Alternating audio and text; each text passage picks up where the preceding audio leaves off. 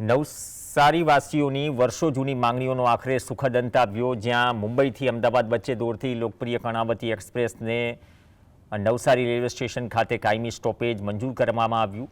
વંદે ભારત બાદ કર્ણાવતી એક્સપ્રેસનું સ્ટોપેજ મળતા અમદાવાદ, વડોદરા અને નડિયાદ તરફ મુસાફરી કરતા નોકરિયાતો તથા વિદ્યાર્થીઓમાં ભારે ઉત્સાહ છે।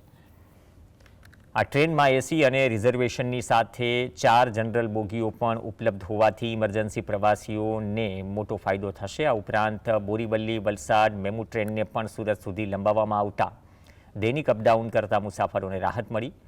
સ્થાનિક નેતૃત્વ રેલવે મંત્રાલયના સહયોગથી મળેલી આ સફળતા બદલ નવસારી સ્ટેશન પર મુસાફરોએ ટ્રેનનું ભવ્ય સ્વાગત કર્યું।